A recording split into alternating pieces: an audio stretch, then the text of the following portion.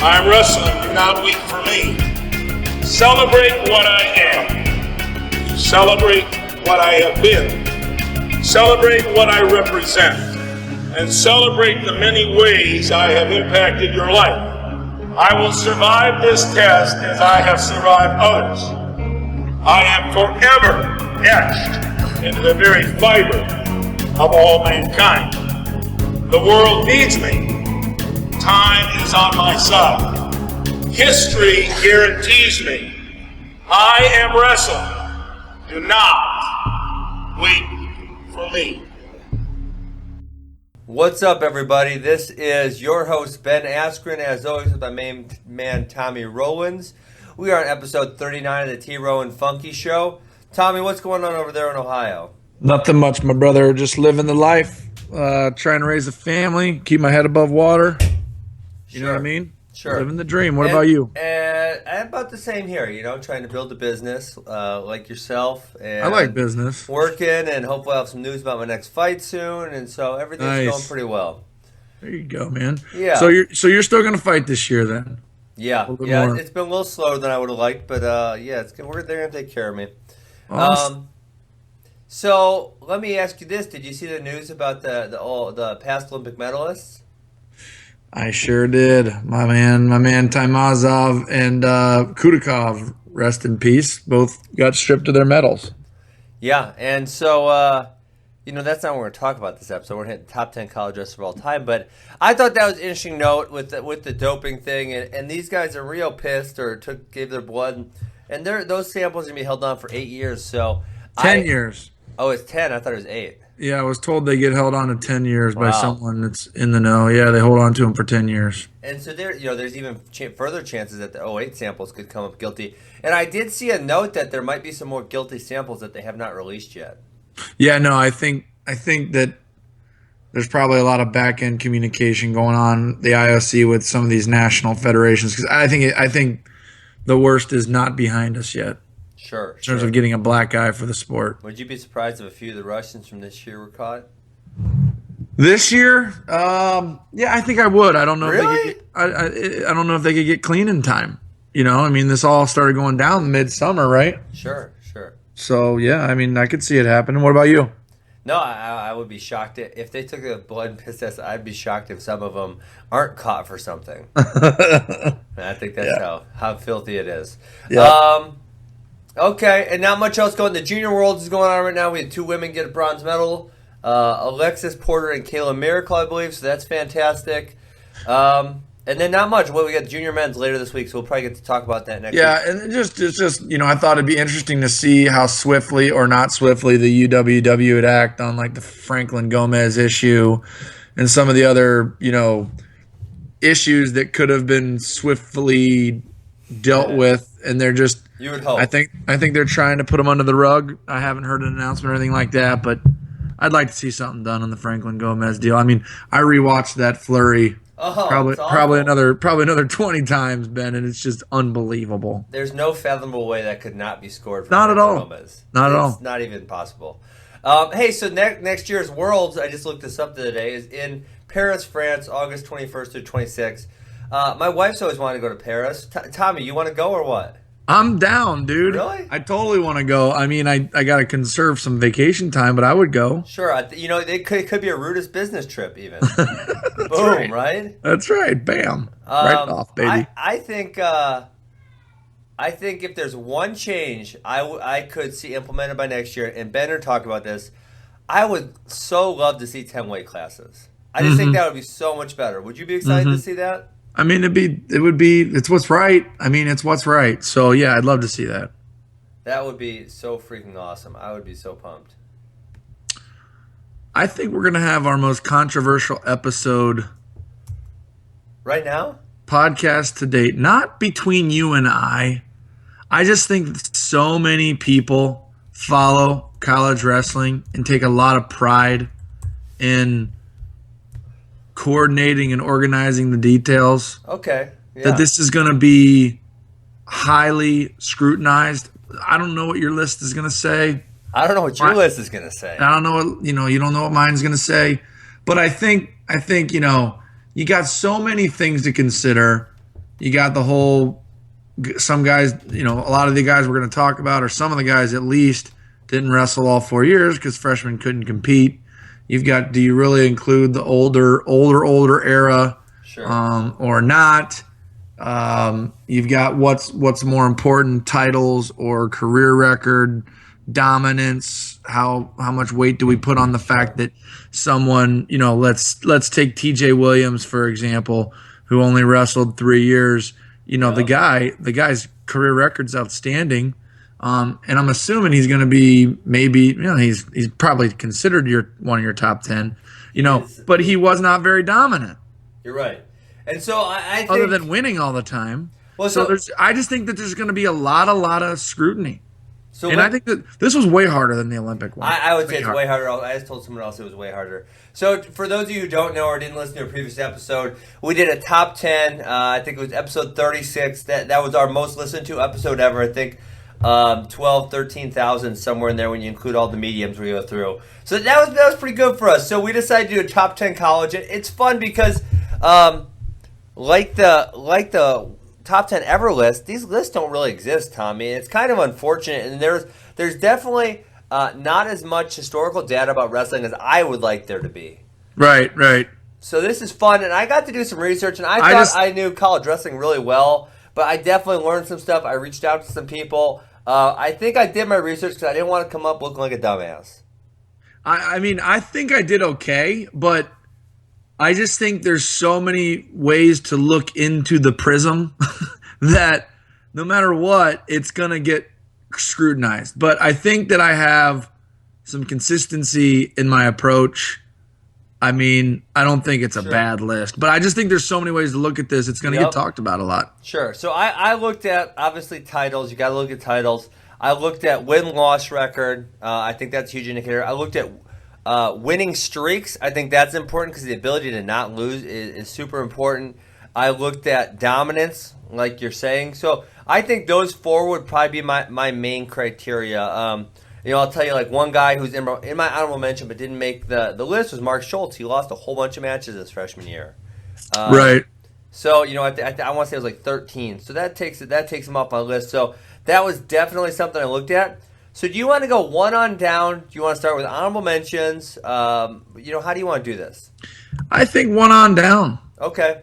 So I had 22 people who I could consider could even be on my list.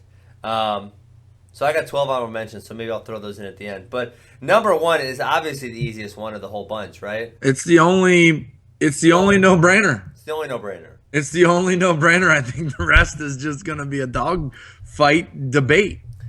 Obviously, under both of our criteria, Kale is the number one.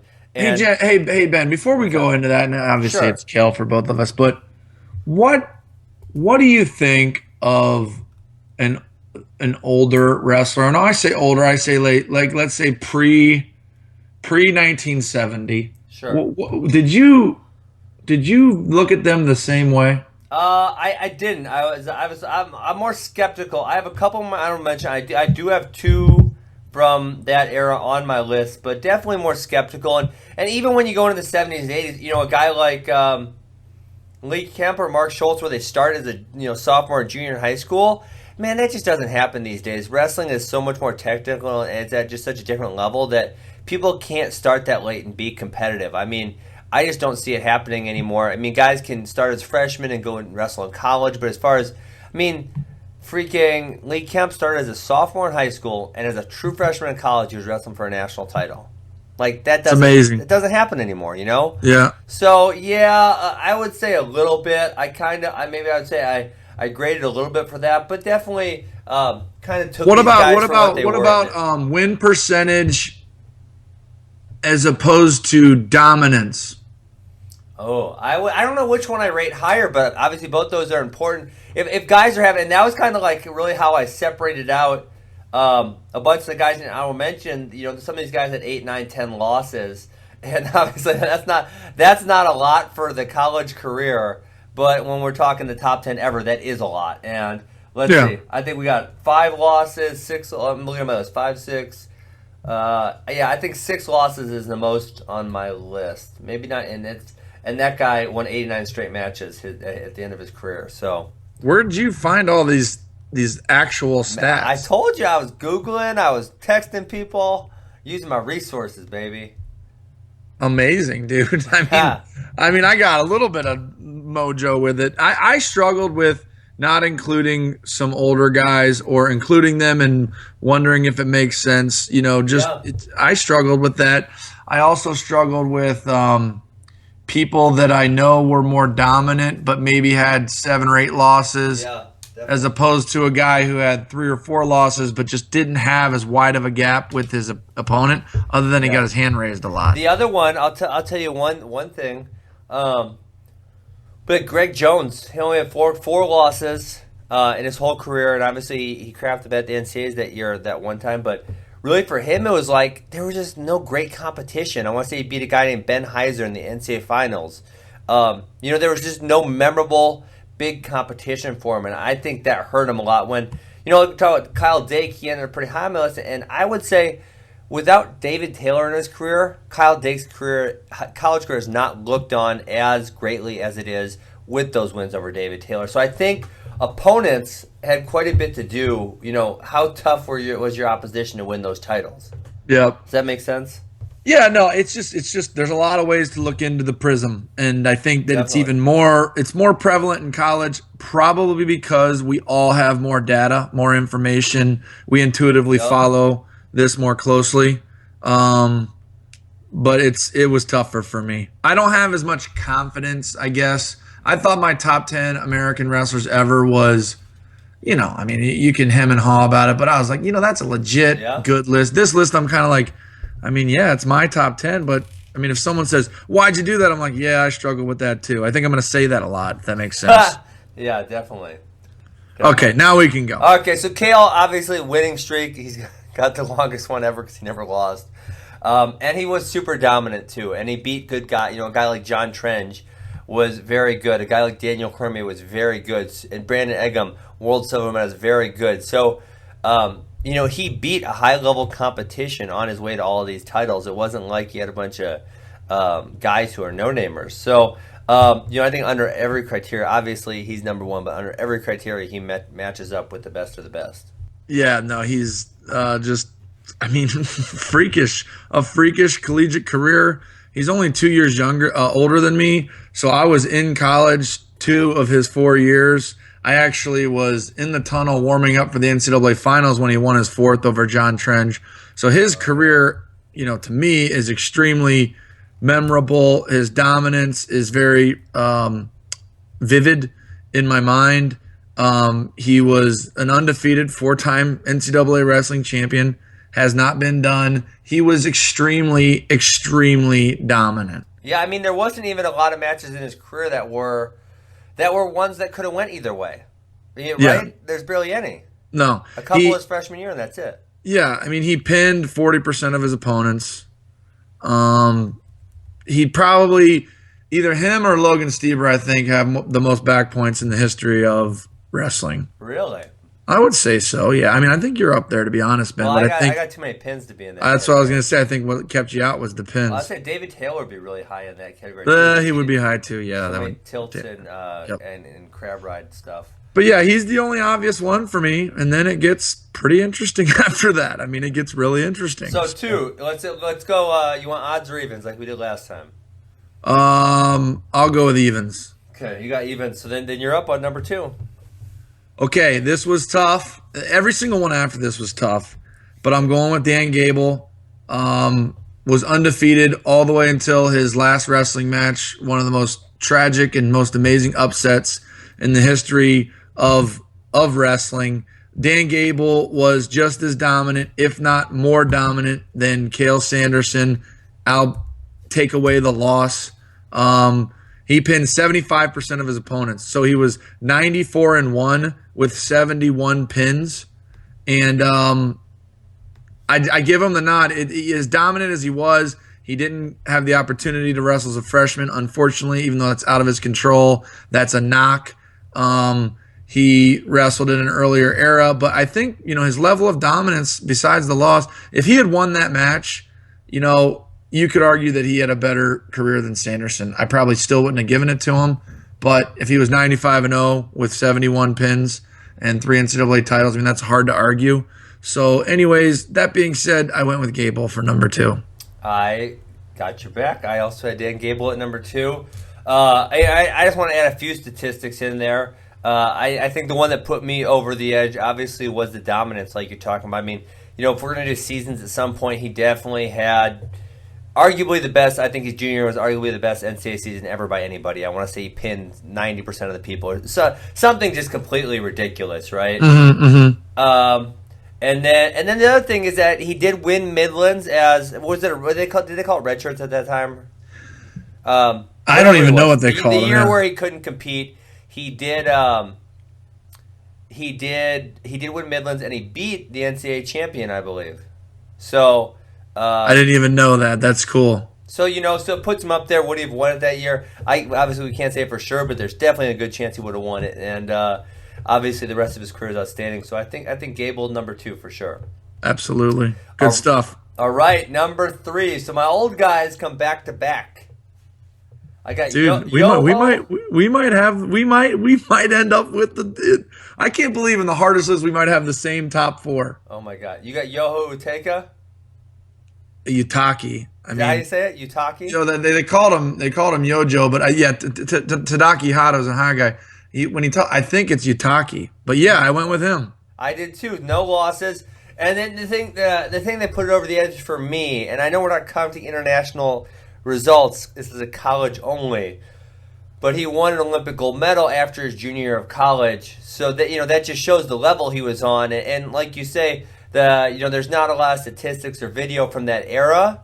But when you're in the middle of your college career and you can go win an Olympic title, you're at a really high level. So that was kind of went with him. Obviously, no losses, 3 NCAA titles, could only compete 3 years. So he did have an undefeated NCAA career. And I know he didn't get a lot of pins. I think he only had 11 pins. But from what I gather, he was a takedown machine, obviously an international guy, and he was very dominant. So by all accounts, I don't have his actual match record and stuff, but people tell me that he was dominant. It wasn't even close. I think it was only like 67-0 or something like that. 57. 57, okay. Bobby Douglas. I remember Bobby Douglas telling me that he was just the greatest wrestler he'd ever saw. So I'm going with Yojo. Was he older though? I guess I just thought about that when you said something about Bobby Douglas. Was Yojo older or was he actually college aged? Because he was obviously an international. I don't know the answer to that. I'm Googling it right now. I never even thought about it. Okay, well, you're up on that. We agreed so far. So you're up on number 4. Yeah, and I think so. My number 4 is Dan Hodge. Dan Hodge. Whoa, wait, what? Machine. Dan Hodge? Yeah. Oh, wow. Okay, go for it. Dan Hodge, 3 NCAA titles, undefeated, pinned 36 of his 46 opponents. Couldn't be more dominant. People tell me that prior to Gable, Dan Hodge was like Gable. So I went with Dan Hodge, and I just struggle with this. It's like, could I put in the modern guys? But when somebody goes undefeated, wins every match they could possibly win, I mean, I can't. It's hard to ignore. But I think I stopped ignoring it after Hodge because there's a lot of other old timers in there that I'm not hooking up. But I went with Hodge for number 4. I just checked out Uteka, and he was college age when he was in college. So. Yeah, I think you say it's pronounced Utaki. Utaki, I'm sorry. I apologize. I apologize to him. Okay, so I went with Kyle Dake. Tommy, to be honest with you, Danny Hodge he's not an honorable mention. Not on my top 10. Well, why is Dan Hodge? Here's why. So here's my question. Okay, wait. Why is Utaki number 3, but Dan Hodge is honorable mention? Sure. Here's exactly why. Obviously, the era was a little different. He was older, so he was 24 when he had his first NCAA title, I believe. Which especially in that era when the technical level of athletes isn't that high compared to now. A lot of it's about physical capacity. Being an old man, essentially at 24, going into college in your first NCAA title is a gigantic advantage. On top of that, he didn't win the Olympics. I think he did pretty well, but I don't believe he won an Olympic title. I don't think he was either. Maybe did he not make the team or something? I'm not sure. He was in the Olympics in 1956. He got the silver. Okay, you got the yeah, I'm googling it also. Yeah. Okay, so he was in the Olympics in '52, which is 3 years before his college career even begins. That's not freaking fair, Tommy. That's not fair. Listen, he was so dominant That's at the not folk fair. style level. He's, legendary. I just, it's the only old timer. After this, I go to modern day dudes for the most. But I can't even tell you. Can you tell me one of Dan Hodges' college opponents? No. Can you tell me one of Yataki's? Yeah, he beat them all. They're all bums. All right, I didn't. That put was Hodges tough. in. I struggled with the generational stuff. Yeah, I did too. And So you went with Dake. I went with Kyle Dake for 4 titles, obviously 4 weights, and the David Taylor thing is the one that puts it over the edge to me because Kyle Dake was not overly dominant in his college career. I mean, he just wasn't the kind of guy who wouldn't put a lot of points. So I think if he stays at 157 and beats Derek St. John again, I don't think he's looked on. Obviously, he's a 4-time champ. So You probably put Stieber ahead of but Dake. Yeah, but not quite as highly as he was. And so and the other thing, one of the arguments I hear for Dake, and I don't buy it, is that he beat so many NCAA champions. Well, the only reason he did that was because he changed weight classes so many times. Right? If he stays at 49, Maldonado doesn't beat him and never wins an NCAA title. If he stays at 57, Derek St. John doesn't win an NCAA title, right? So, so him changing weights allowed him to beat more NCAA champions. But nevertheless, he had 4 losses in his career, 2 as a true freshman, 2 as a sophomore, and so he never redshirted. I think that's a big deal to me too. Yep. Yeah. So Dake's number 4. Got it. Who's your 5? All right, my number 5 is Mr. Lee Kemp, and oh my god, the main You statistic, just freaking dogged the Buckeyes. Unbelievable. The main statistic, don't worry. The main statistic I got on Lee Kemp is he was 110-1-1 his last 3 years of college. He did have a few losses, but remember, when he gets to college, he's only been wrestling for 3 years. Did he redshirt? No, he didn't redshirt. And he's only been Amazing. wrestling for 3 years. And he takes defending NCAA champion Chuck Yagla to, I believe it was a sudden victory. Double OT. Double OT. He's an 18-year-old kid that started wrestling at 15 at this point in time. Right. And that's just that's mind-blowing. And I don't know that it could even ever happen again. Someone getting that good that fast. But Kemp was. And obviously he's got that win over Gable, which was during his college career. And he had a great post-college career. But, 110-1-1, that does it for me.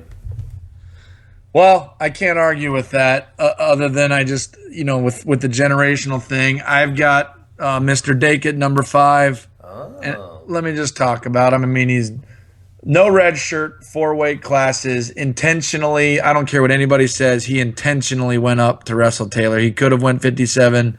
It probably was more natural to him at the time, in my opinion. Definitely. I think he chose to go up. He accepted the challenge, put his legacy on the line. Even though Kyle Dake was not as dominant as basically everyone I've talked about, and probably some guys after I talk about this, his ability to not redshirt, go up a weight class every year, and then having his cojones clank to the floor when he's going for his 4th title and choose to challenge David Taylor, that in and of itself makes him a college wrestling legend, and he's my number 5. Got it. Let me ask you a question. You think he's going back down to 74 kg? Yes. You think is that a definite yes, or is that maybe yes? That's a definite yes. That's not because I have inside information either. I just think it's definite yes. Sure. I'm going to go definitely yes too, because the other thing that no one's talking about, but one of the reasons a lot of those guys moved up is that Burroughs got that free pass to the finals of the trials finals.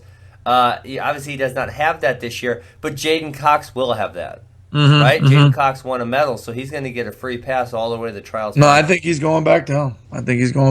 For sure. Yeah. So we'll see. That's going to be interesting. To me, that's an interesting match right now. And then you throw Derringer in there, and Aymar is going to be in there probably. That's going to be a fun weight class. Absolutely. It's gonna be really fun. All right, let's not get out. I got ADHD, so sometimes I get off task. I can't help it. That's awesome. This is fun. And you know what? Our lists aren't as conflicting, I guess, as I thought. The only discrepancy we really have is Dan Hodge. Dan Hodge on there. Oh, you're gonna get a little pissed at me after this. Am I really? Number 6. Number 6. You're number 6 because you go first. You're evens. Yeah, number 6. I've got Logan Stieber. Go Bucks. I knew that was coming. Go Bucks. 119-3, 4-time NCAA champion. Beat Jordan Oliver, who's not a top 10 guy, but he's right up there. Pretty good in NCAA history. Very dominant, in my opinion. I mean, Logan, because of weigh-ins and some other things, he every now and again would win like 9-8. You know what I mean? And then he's got losses to Zane. Jordan Oliver, Zane, and gosh, who was the third one? It was a sophomore year. No, I think he went undefeated. I think he had 2 losses. No, it was his sophomore year. He lost to Oliver and he lost to gosh, oh my God. And then he went undefeated as a junior. I'm sorry. Then he lost as a junior, and then he went undefeated. His sophomore year, was it Dardanes? It might have been. Anyways, no, I don't think he ever lost to Dardanes. Yeah. Damn it. So, anyways, 119-3. I thought, Logan had probably, out of his 122 matches, he probably had 10 wins that were like, what the heck is that? Like, why did he only beat that guy 7-4? But Logan, I don't know how many pins or bonus point matches he had, but it is the amount of back points I watched this man score, and I watched a lot of his matches because he's a Buckeye, was absolutely freaking incredible. How many tech falls he had from all of his back points. I mean, he was very, very, very dominant, and I got him at number 6. Yeah, I'm trying to go back and see who he I would beat. say this too, Ben. I just wanted to throw this out there because I'm a Buckeye homer. Naturally. But there's only one reason I have Dake ahead of Logan. There's a lot of reasons why he's number 5, but the only reason that put Dake ahead of Logan was going for his 4th title. He said, "I want a piece of David Taylor," and I'm like, I got to give him the nod on that. You know what I mean? And Logan didn't have that defining opponent. Obviously, Zane Rutherford was a freshman. Now he's proving to be, he could arguably be on this list by the time he's all said and done. But Logan didn't have that one defining opponent. He had Ramos for 1 year, but Ramos did not have a great NCAA career. I mean, you can't really. It was good, but not great. And then Oliver, he did have, as a sophomore, he had that opponent. Mm-hmm. Was that as a freshman? Freshman. Okay, I think Logan's other loss was Dardanes. I can't believe I'm trying to find it. It's freaking driving me crazy. I can't remember it.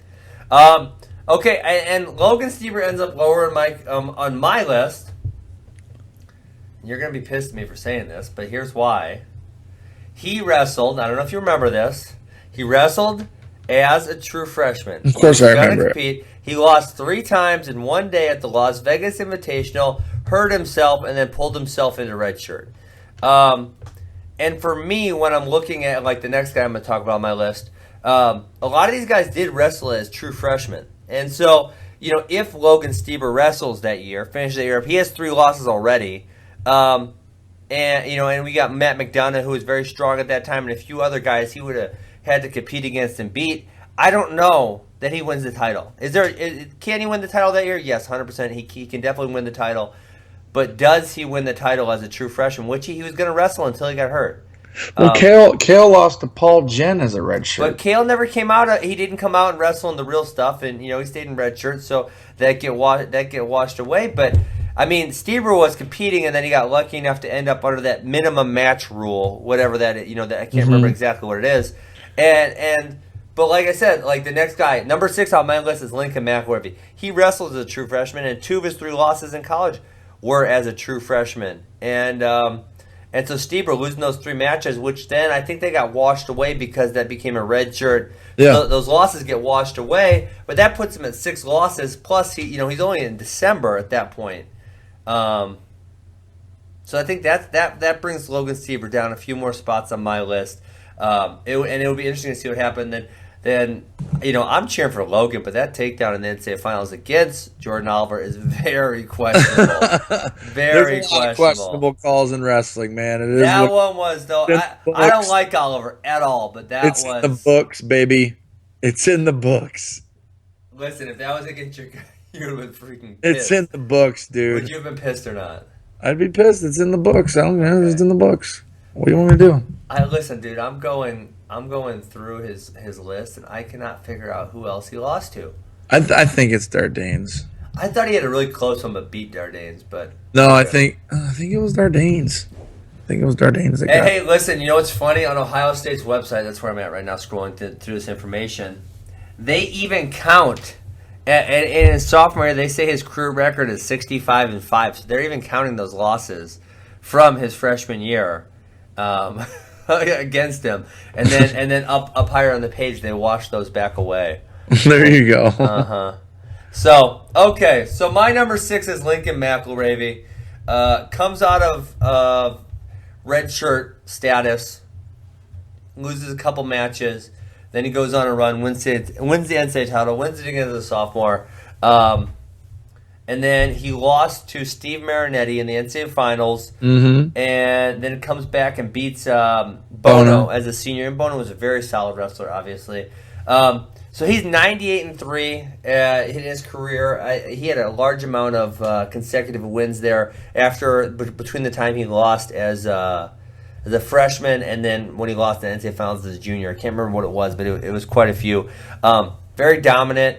And when I asked Jim Zaleski, who's the best Hawkeye ever?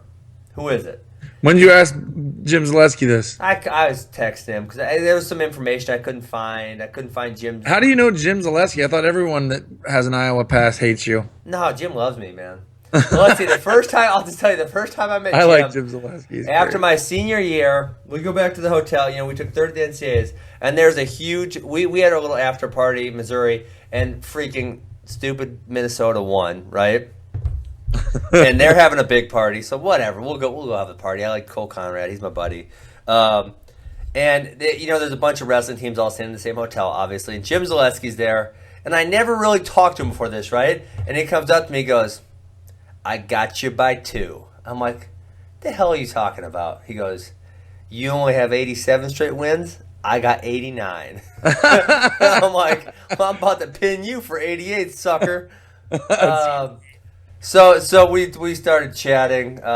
He's a really funny guy. And then one of my high school, let's see, when I was a senior, this guy Troy Steiner started who's an NCAA champion, started a club in Madison, Wisconsin, and I went to it. And then Troy was assistant coaching for Jim at Oregon State, so I visited Troy a few times and kind of got to know all those guys out there. And Jim's just an awesome dude, really good sense of humor. But he got 2 more wins. But listen, I think he has a tie in there somewhere. So I'm not quite sure Jimmy does have me on the win streak list there.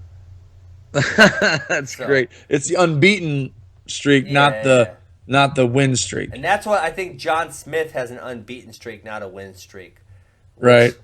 An unbeaten streak is not a win streak, Tommy. It is absolutely 100% not. Just That's FYI. true.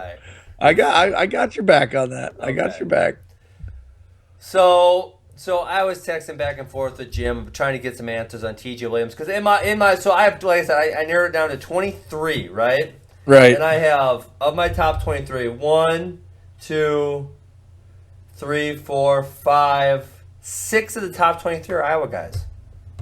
So I was trying That's fair. I mean, they went on a run. They've This is the greatest college wrestling program in the modern era, hands down. And I don't like saying that, but that's just the truth. Sure. So yeah, I mean, so that's what. So that's I figured I had to get the dirt from someone. I had who did these guys? I wanted their exact losses. I wanted more information on TJ Williams. Right. I was trying to get the differentiation, because honestly, when you look at those 6 guys, McElravy, Zaleski, Bannock, Williams, Brands, and TJ Williams, their stats are ridiculously similar. 5 of them are 3-time NCAA champions. And then TJ's a 2, but he had the one loss only, and he didn't compete because he was a junior college wrestler his first year. So when you look at all these guys' statistics, the 6 Iowa Hawkeye guys that I'm talking about, they're so similar. It's kind of, I think McRavy had the least losses of those who competed 4 years. Obviously, TJ Williams only competed 3. But between Brands, Bannock, Joe Williams, Zaleski, man, they all had like say 6, 7, 8, 9, 10 losses somewhere in there, and so that kind of was like it was interesting. I just had to get feedback from Jim on who he thought the best was because I figured he'd have a better opinion than the internet would. Absolutely, I love it. Yeah. So Lincoln McElravy, number 6, and he had a mullet, which might even bump him up even higher. Right? Best ever. I love it. That's great. All right, number 7. That's you. No, you're 7. Oh, I'm yeah, the evens. You're evens. Right. Right. All right, I got Stephen Abbas. Love it. You got him I at love 7 it. too? What's that? Do you have him at 7? No, but he's in my top 10. Okay. Stephen Abbas, number 7, 144-4. I believe he had 50-something straight wins. He only had 4 losses in his entire career. I want to say 3 were as a freshman, and was super dominant. I remember watching him because he was competing. I believe when I was in high school, I remember watching him just toy with guys. His movement and his takedowns were his thing, and he was just kind of. I feel like his last couple of years, he was at a higher level than most of the guys he wrestled with.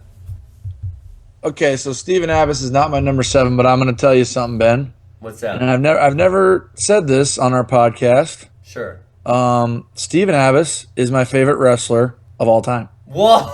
No, come on. Yeah. Wow, Yeah, that's pretty high praise. Well, I mean, obviously he's not the best wrestler ever, No. and he's not the He's most. pretty damn good. I mean, Yeah, he's just when I love favorite guy to watch wrestle in the history of my 35 years on this planet, 18, 19, 20 years of watching wrestling at a high level. I never had more fun watching somebody wrestle than watching Abbas.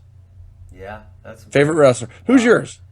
I would say John Smith, but Stephen Yeah. Abbas, he's obviously a great choice if we're talking favorite wrestler.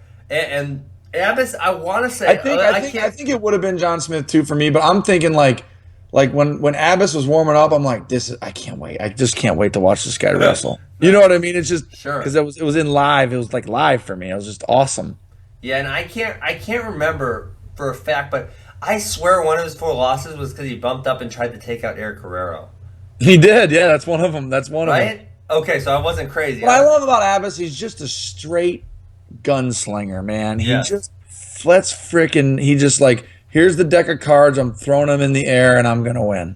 And I love that about him. He was so fun to watch. Yeah, I totally agree. He was a blast to watch.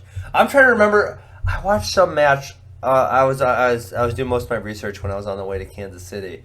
We actually went for Joe Williamson of Flow Wrestling's wedding. Had a freaking blast there. But I was doing my research on the way on the commute. And which freaking match did I watch? Well, I watched T.J. Williams versus the one he lost, and it was kind of a slow match. Damn it! I watched one of Abbas's matches. I can't remember which one it was. Anyways, I'm going nowhere with this story. Let's move on. Trying to help you out, but I can't think of anything to add to the cup. You didn't see the match either. Damn it. I watched Daryl Burley. That's too, because I was considering putting him in my top 10. So I watched Daryl Burley versus Randy Lewis. That's who it was. It's a great match. You should check it out. Okay. My 7 is Lee Kemp, Ohio, back-to-back, 6 and 7. So same reason you talked about, other than his freshman year where he took a few on the chin, 110 match unbeaten streak, 3 titles, darn near won 4, lost in double OT. Lee Kemp, man. Nice. I said everything I felt like saying about Lee earlier. So you're on 8. No, you're on 8. I'm on 8. I'm 8. Yeah, I'm 8. I said Abbas. My 8 is, your 7 was Abbas. My 8 is Stephen Abbas. I almost gave it to him over Kemp, but just with Kemp almost winning 4 titles so close. But Abbas, I already talked about Abbas, my favorite wrestler ever, just because of the way that he wrestled. I think his demeanor too was just cool. Just a cool dude. Really liked watching him wrestle. Amazing college career, 4 losses. One of them, to your point, he went up and tried to take Guerrero out at 33. I think Guerrero was like a 2-time. What a terrible idea. I think it was a great idea. Anyways, You're right. I loved watching I Abbas take it wrestle. back. Great idea. Very dominant.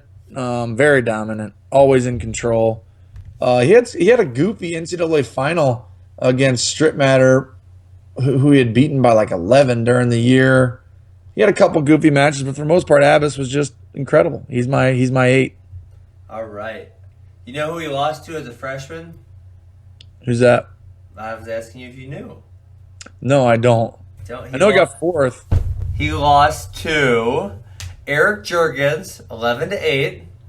And so Steven, he was the 2 seed going in the tournament. He lost to Eric Jurgens 11-8. And then in the wrestlebacks, he lost to Eric Jurgens again, 5-3. Dang. That was his kryptonite, I guess. There you go. That's 2 of his 4 losses. Then one was to Guerrero, and then who's the 4th? Who's the Well, it had to be his freshman year. Yep. He didn't lose his last few years. Dang. Wow. Now I got these old NCAA brackets out. I'm like trying to look through them. I should be focused on It's tough, man. This is tough. Okay. My number 8 is Logan Stieber.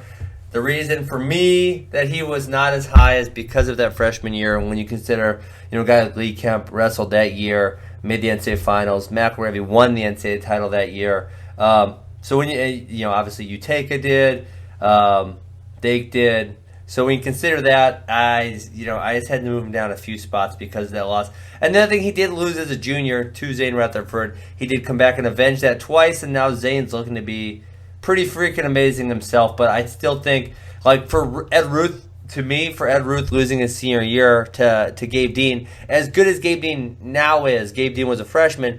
If Ruth doesn't lose that match, I think he's in my top 10 for sure. Yeah, I agree. think that hurt him a lot. Mm-hmm. No, I'd agree. I would agree. Yeah, so I don't agree with Logan being that low, but there you have it. You agreed with my reasoning, though, right? Yeah, no, it was logic. It was logical. Did you know when Eric Guerrero won his NCAA title? It must be his first one. Do you know he was only the 3 seed? Really? I did not know that. I didn't know that either. Yeah, he beat Dwight Hinson, who was the 2 seed, Carl Perry, who was later an NCAA champion, and Doug Schwab, who was later an NCAA champion, were not seeded in this bracket. Pretty awesome. Beat a guy named Eric Chaton, which was a Wisconsin guy in the finals.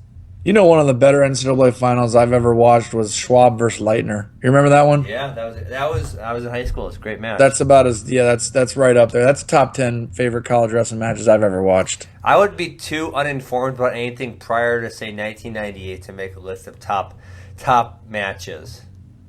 I could make a 1998 moving forward list, but prior to that, I would be so shaky I'd be embarrassed to even make a list. I'm serious. Dang. All right, my number 8 is Mr. McElravy.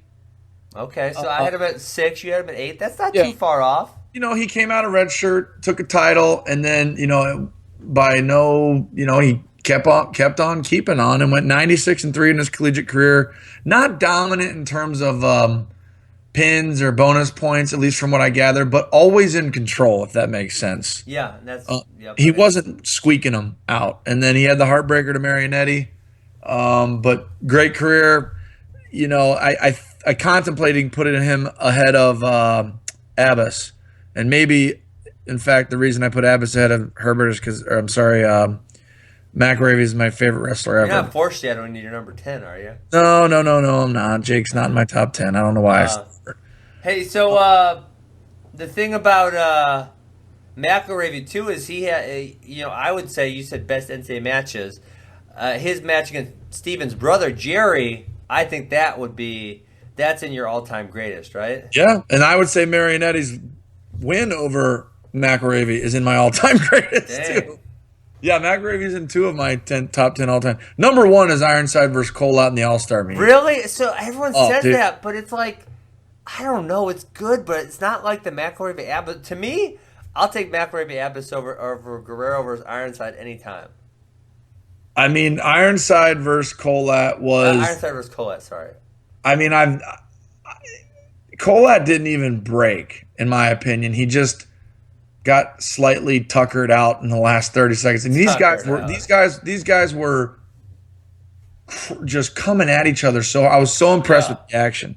Anyways, that's my favorite match of all time. That's really your favorite? You know, we should do our top 10 college matches of all time. Okay, but it can only be 98 to present unless it's unless it's a historically important match, like say Mark Schultz versus Ed Bannock, Gable Owings, Abbas. You know, we could throw a few of those in there. But like as far as just regular matches, you know one that's like stupid to me that you probably won't remember this because you're a wrestling nerd like me. Do you remember Darren Caldwell versus Ryan Lang quarterfinals? Yes. 06? That was like the most freaking wild period of wrestling ever. Yeah, and then, you know, not to even talk about myself because I never really like doing this, but I had a win in the – did you ever hear about the win that I had in the National Duels semis? No, I haven't. Well, our team was the 7th seed in the National Duels. We're in the semifinals against Oklahoma, who's the number 2 seed. Leon's Crump, maybe? Yeah, our team is down 17-13. I'm ranked second in the country. Crump is ranked third. I have to tech fall him or pin him to win. The major wouldn't tie it and then put you over? No, the major would have tiebreakered. The other team would have won. Okay. So I'm going for the pin the whole time. It gets to so it's 9-9 because obviously he's good. And Tommy's not a pinner. I'm not a pinner. Although I think I have more pins than Lincoln McElravy with 12. I think I had like 30 pins or something. But anyways, pin the guy in overtime to win the underhook. I didn't pin him because of me, but I underhooked him, took him down. He sat on his butt, and as they were calling two, he lied on his back, and I just jumped on his back and got the pin. Wow, really? But this is to get in the National Duel Finals. By the way, the other setting is that the National Duels were in Columbus, so the crowd just went ape shit. Anyways, it was a fun match. It's probably not the top 10 in college history, but I think that's probably one of the more cooler. What year was that? 04? My sophomore year, 02. 03, January of 03, yeah. Wow. Anyways, yeah. What are we on? Number 9? We are on. Did you say you're number 9? I said no. Rack of Arabia was my 8. Okay. I got Jimmy Zaleski, number 9. Oh yeah, you're the odds. Yeah, I'm the odds. Jimmy Zaleski, 3-time NCAA champion. He did only take 7th as a freshman. That almost knocked him off my list. But I believe somewhere along there he beat a guy named Nate Carr, who's also a freaking animal. And he had 89 straight wins, was super dominant, and so that's why I picked him as number 9 on my list. I got to do a little heavyweight love. I'm giving it to Carlton Hazelrig from Pitt Johnstown. Okay. 143, 3-1, freak athlete. Went on to be, I think, a 6-time Pro Bowler. Maybe that's too many Pro Bowls, but I know he made the Pro Bowl. Yeah, you're not far off. If you're off, you're not far off. Anyways, 3 NCAA titles. I think he's the only guy that's had 3 NCAA titles because I think Gwiz was trying to catch up to him, right? Only heavyweight? Yeah, only heavyweight. Come on. Yeah, I'm pretty sure. Well, there has been this jinx because Nelson got jinxed. Mako got beat by Conrad, got jinxed. No, I'm pretty sure. You hurt your ankle, you got jinxed. I'm pretty sure Hazelrig is the only heavyweight with 3 NCAA titles. Okay, he was close because he only had 2 losses in his career, so he was very close to me putting him on there. But the one thing I get annoyed about Tommy's when he say he's a 6-time NCAA champion. Like, stop with the other divisions. I said 3. I know, but other people are saying, but he won 6. Like Gray Simons, I believe, won 7. It's like, Tommy, let me wrestle in NAIA Division 2, 3-1 my senior year, and I'll be 4 titles in 1 year. Give me a freaking break, you know? I know. I got you. I got, by the way, Hazelrig only made the Pro Bowl once. But anyways. Oh, that's it? A pretty good NFL career. Just really dominant. I think he beat Angle in the NCAA finals. Kurt Angle, who's the World Olympic champion. Yeah. Holy moly. Did you know they got brackets from 1984? This is sweet. Are you kidding me? There you go. Kevin Jackson took 3rd place. You said that like such a wrestling nerd. It's so awesome. I Oh didn't my even God, know. they got brackets. I should have just went back and looked. Mark Perry. Mark Perry What? won 2211 criteria. I don't even know what that freaking Mark means. Perry Sr., right? Mark Perry Sr. This is 1984. Okay, let me go to Jimmy's. Now I'm gonna spend the rest of the night. I got a fire going outside. It's gonna be nice and ready for me after this. Yeah. John Smith lost to Dan Boldezi. What is John thinking? give me a break here. Where does he come?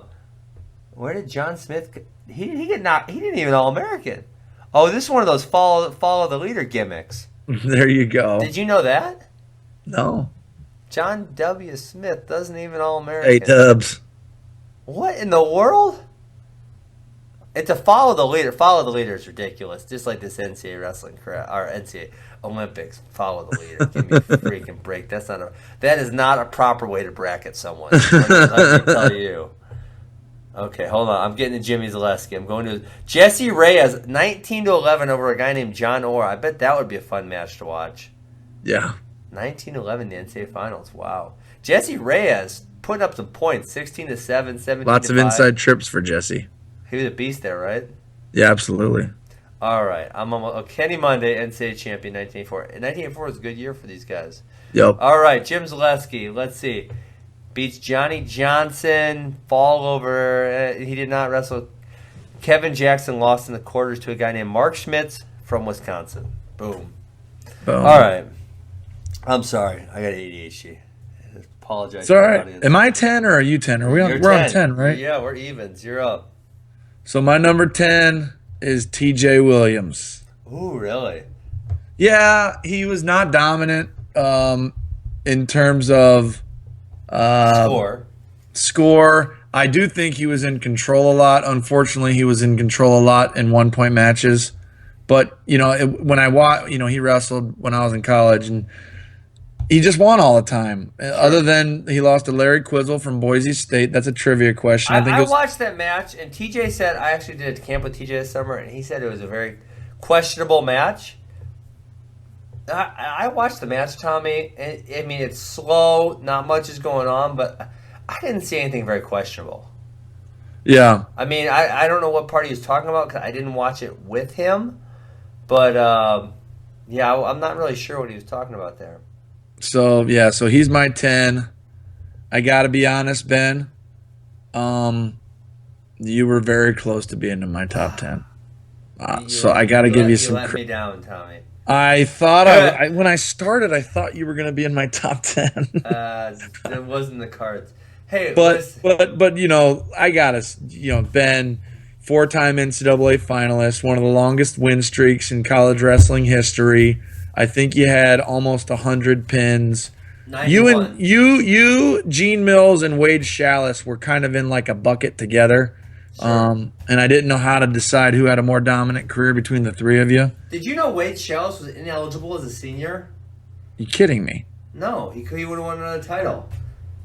There's some. Why was he ineligible? Some snafu about he wrestled in too many tournaments or so. I couldn't get the exact details, but it was something about he wrestled in too many tournaments or some bullcrap like that. So he didn't get to wrestle in the NCAA tournament. Wow. Hey, did there used to not be a tech fall? Because Melvin Douglas won 35-5 in the first round of the NCAA championships in 1984. That's almost better. So listen, like Tommy, I'm gonna give you a little insight into my. I got some issues. But when Dan Gable, when I was trying to chase him on the pins because I wanted to pin a higher percentage than him, or in a row. I'm sorry, in a row. I pinned 19 in a row. I think he was 25. He had 9 minutes. I only got 7. That's bullshit. Well, that's a big deal because you can pin a lot of dudes when they're tired and you're up by 12, 2 more minutes. And then, if you can't tech fall them either, you can just keep trying to pin them. That's just not fair. So Dan Gable's pin percentage, I think, is the highest in college wrestling. It's got to be. Chris Taylor, 79%. Oh, where are you seeing that at? WrestlingStats.com. It's a pretty cool website. That's the bulk of what it wasn't my only source. It was the inspiration for the rest of my research, if that makes sense. Sure. Go ahead. Can I run through my honorable mention? Yeah. Okay, go. I got 13. This is where my list came down to. Now, there's a lot of great guys not on this list. You better be one of the 13, Benner. I didn't include I wasn't going to include myself. Okay, yeah. Well, you're in the 13. Wait, I didn't say my top 10. My number 10 is Pat Smith. Not quite as dominant as a lot of the other people, but the first one to win 4 titles, so you got to give him some credit for that. Absolutely. I'm putting Pat Smith in my Kenny Monday category. I'm embarrassed that I forgot about him. You didn't forget about Pat Smith. Just stop. I did. Oh. No, I didn't forget about him. I didn't forget about him in the sense that I wouldn't put him at like the top 6 or 7, but I wish I would have fit him in there, yeah. Sure. These old brackets are so awesome. All right, here's my honorable mention without any further ado. Ed Ruth would have made my top 10 if he not had lost to Gabe Dean. Greg Jones, not enough great competition. TJ Williams, I feel like without that freshman year, we don't know how we would have done there against the best of the best. Mark Schultz, too many losses freshman year. Daryl Burley, no good reason. He just couldn't quite put him there. David Taylor, Tom Brands, Joe Williams, Ed Bannock, Wade Chalice, Gray Simons, Carlton Helsrick, and Danny Hodge. Ben Askren. And Ben Askren. Yes. Man, Pat Smith. I feel, gosh, I got to write like an apology note or something. Yeah, because you know what? Right, we made it all the way through it without stopping once this time. Oh, it was pretty clean. So what'd you think? You think this was hard, man? It was way harder. I mean, like, I felt like I had my top 5 up there, I think. So I had Cale, Gable, Utaki, Dake, and Kemp. And I had, 18 names left or 19 names left? I'm thinking, like, good Lord, how am I going to put these in order? Mm-hmm. I mean, that's what I was thinking. Like, holy crap, this is like a task right here. Mm-hmm. We should have a show. It would be it would be ultra boring for the listeners, but it'd be so much fun for me. We'll just click on old brackets and scroll through and talk about all the matches we find in there. Oh, we got the 1987 brackets up now. Too funny, right? I pulled 1985. Ricky Bonomo, 17-3 in the finals. Lockhaven, yep. He had a brother. Hey, how about too. you say random names and I can see if what school they are. They have to be an NCAA finalist. Oh, a final? Come on. How many do you think I'll get right? Semis. It can be semis. Okay. I'm going to the next weight class right now. Wade Hughes. No, you'll never get this. George Washington. I don't know. Barry Davis, you got that. That's simple. Barry Davis, 25-9, 20-5. Default and 16-11, and then beat Joe McFarland. You know where Joe McFarland's from, right? Yeah, of course. You sure? Yeah. All right. Hey, the last thing we didn't mention. Well, it wasn't part of the podcast, but Lou Roselli got the head job at Oklahoma. So, Tommy, I just want to ask your thoughts. How do you think that's going to affect the situation over there? Because he was the head coach of the most effective RTC in the country. Anyone that says it's not going to be challenging and interesting is just not being. They're not offering up much real talk. I mean, just to take you through, Ben, what Lou Roselli did with a lot of other people, financial resources, Tom Ryan's support. Great athletes being attracted to the city of Columbus itself, but Lou was at the center and the nucleus of the development of that RTC with 42 national team spots, 19 World and Olympic team members, 4 World and Olympic medalists. I want to say like 16 or 17 U.S. Open titles in a 10-year span. Wow. So, it was unprecedented success. No RTC can really, maybe they could compare, but it's clearly the number one performing RTC in the country in the past decade. Yeah. And Lou was at the center of that. So that is probably, Lou's done a lot for Ohio State wrestling. He's been a great individual coach to, a lot of great OSU wrestlers over the past 10 years. But I think his greatest, most influential impact on what's gone on at Ohio State would be his direct impact on the RTC. And that is a gaping hole that needs to be filled, along with, obviously, what he did with the college program. I mean, he's interwoven in the culture of Ohio State wrestling. And sure. he's been removed from that because he, wanted to pursue other opportunities for himself. The good news is that I think there's lots of talented young blood waiting in the wings that are going to contribute to the program. Jay Jaggers, one of my very close personal friends, I think is ready to fill the voids. Tervel Delagnev is the most articulate and wrestling mind, one of the most articulate wrestling minds in the country. And he's the best dancing heavyweight ever. Best dancing heavyweight ever. Best heavyweight low single possibly ever. At any rate, there's plenty of great people that are going to fill the spots that Lou left, and I'm very confident. I think that Tom Ryan, is going to be more of a mentor to his staff than he ever has been. I think all of his staff is young in the sense that they're great. They're personal friends of mine. Yeah. But they don't have the experience that Tom has, and Tom has just had the burden on his shoulders for so long, and these guys have been coming in for the assist because they're just too young to have all that weight on their shoulders that early in their career, and now they do. All of a sudden, now they do. So if the team's out of shape, they're going to say, what's up with Tervel, Jaggers, and Ryan and what they're doing with the team or this or that or the other thing. So just the whole dynamics change. So I think Tom's going to be challenged with being a mentor, but I'm excited. I mean, I'm excited for Lou. I know it's something that he's always wanted to do, and he's just so qualified that, it's like almost like you got to scratch that itch. Yeah, you know what I mean? Of course. And so I'm excited for Lou. I'm sad that one of my friends is moving to Oklahoma. I'm excited for my friends who are moving up in the coaching ranks. I think that they're going to do a great job. So it's just an interesting time at Ohio State. I think the program's going to be fine, but it's interesting and it's challenging. I mean, that's not a lie. I mean, that's just a flat out truth, right? Yeah, 100%. So, I mean, my other question there would be, is he going to take anybody with him? At Ohio State. I mean, because those got to be some of his closest friends and colleagues, right? I mean, I don't think so. I don't think he would be able to, even if he tried. And I question even if he's going to try.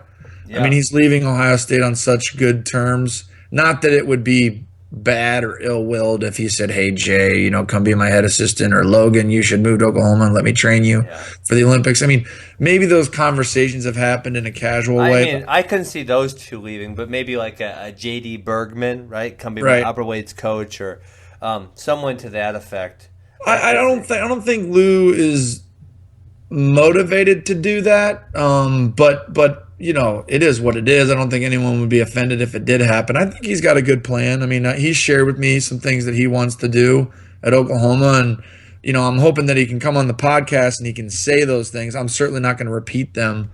But it's nothing that you haven't heard before from coaches, but we'd like to get him on the podcast and let him share those types of things with us on what his plans are. And I'm excited for him. And yes, it is a challenging time for Ohio State, but we got the right people in the program that are up for the challenge, if that makes sense. Yep, of course. So hopefully, if we get lucky, we'll get him on the podcast next week. Yeah, baby. That'd be sweet. All right, I think that was fun. We are over an hour right now, so let's call it a day. Have a good one, Ben. Thank you, as always, Defense Soap, for your continued loyalty of our podcast. All right, you guys have a great night. Later, brother. See ya. You are listening to the T. Rowe and Funky Show, and it is brought to you by Defense Soap. Defend what you've built.